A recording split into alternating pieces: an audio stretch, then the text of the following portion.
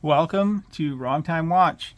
My name is Kevin, and today we're looking at the Hamilton Khaki Aviation Pilot Pioneer mechanical watch. MSRP for this watch is $845. This watch has been kindly loaned in by Saltsmiths Watches. If you could go check out their website and their Instagram, I would appreciate it. And speaking of that, MSRP, if you use the code WTWT23, you can get 20% off of this. I'll leave that in the description as well. That's from Saltsmiths Watches. It's good for anything that they sell online. So let's take a closer look at this watch. It is a bit smaller of a watch, and the case shape is a little funky. Not necessarily a watch I would buy for myself, but I'm happy to have been able to spend some time with it here. We do have a mineral crystal with AR coating applied to it. And this dial is very cool. I thought at first it was just a white dial, but it's actually a silver textured silver dial. So it's kind of a neat dial. And we do have Lume in the minute track here at each of the, has little indices there, I'll say that. And then we have Lume on the hour and minute hand, and no Lume on that second hand. So you can see on the dial it says Hamilton and also mechanical. So it is a mechanical hand winding watch. It is Swiss made as indicated below the 6 o'clock indice there. Nice brushed case, and this is sort of a top hat crystal. A little bit of rounded edges, a little bit of a dome to it, and again that is a mineral crystal. So it's not as scratch resistant as sapphire, but it is more scratch resistant than plexiglass. The underside is polished, and you can see it has screws in the four corners, and it is a push-pull crown, so you can just start winding it. You don't need to unthread it to wind it, which is a great feature for a hand winding watch. Anyway, 100 meter water resistant, so even though it's not really a conventional screw down case back, it is still good for 100 meters water resistant with that push-pull crown. So let me put the strap back in here. 18 millimeter lug width, so I don't really have any other straps to put on here. The watch is on loan, so I didn't really wear this watch too much anyway, just for the original unboxing video. And I'll put it on wrist here shortly. So we have the H50 mechanical movement with 80 hours of power reserve, and that second hand is ticking at 6 beats per second. So not quite a smooth 8 beat per second sweep, but still smooth enough for my preference. I really can't tell looking at it if it's 6 or 8, unless I have it side by side with another watch.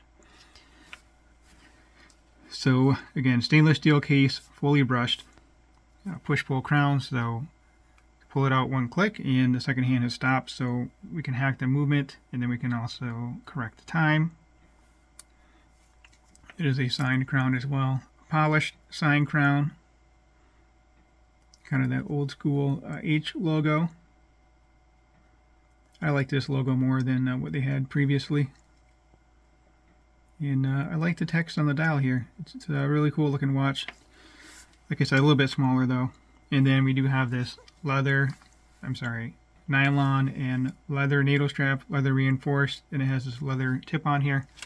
So let's zoom out and get this on wrist. If you haven't subscribed yet, please hit that subscribe button. I really appreciate it, and it really does help me out. I want to look at the buckle here. So signed Hamilton, it's brushed and polished. And then we have looks like a stamped tang there. Yeah, nothing wrong with that. And I'm assuming that there is a spring bar in there. You can just switch that out if you wanted to. And then we have the brush keepers. Oh, I have a khaki feel mechanical. I'll compare this watch to that, but on that one it has leather keepers, so interesting. All right, let's get it on my wrist here. I have a 6.5 inch wrist with a 52 millimeter wristband. And if I really cinch it down, I'm on the second tightest hole position. Yeah, that could be about where I would wear that. typically not a NATO strap guy. I'm more of a bracelet.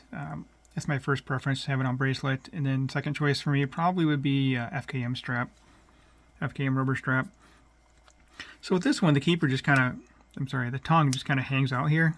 I'm not sure if you're supposed to loop that back through the keeper or what you do with this style of strap. That's not really going to stay there.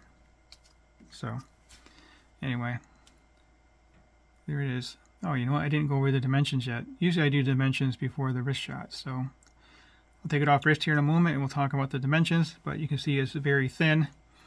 I just took the thickness of the watch. I didn't account for the straps. So I would say with the straps, it's probably about 12.5 to 13 millimeter thick.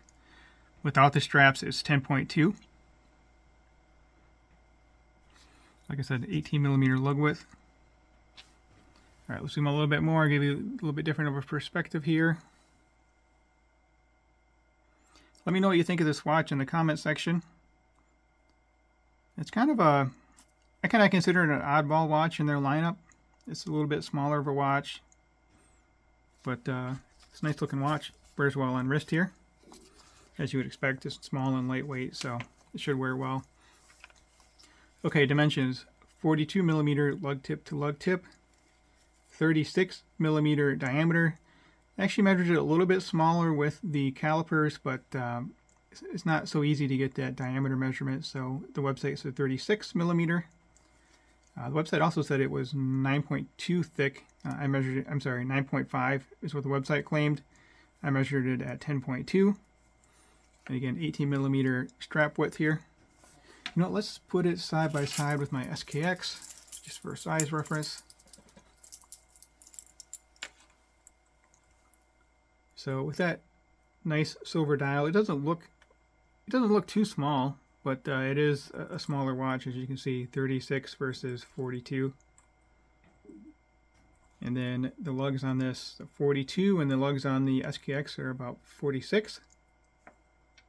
So it does have this kind of a, I guess I'd call that a cushion shape case.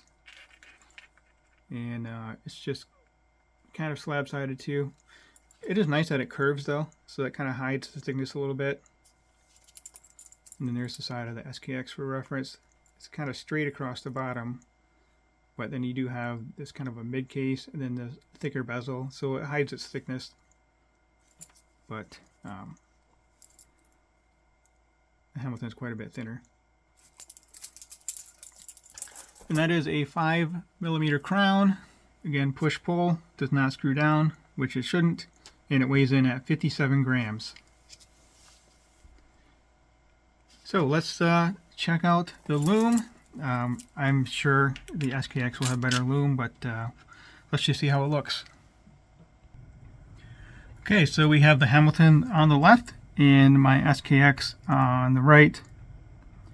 The handset on the Hamilton is actually brighter than I was expecting. The indices, you know, they're so small and you really can't apply much Lume to them, so it's about what I was expecting. In SKX on the right, of course, has good Lume. So I don't think you're really buying the watch on the left for the Lume anyway, and it's not quite as bright as what it looks like on the screen. But there's a look at it. All right, that will conclude this video. As always, thank you for your time and thank you for watching.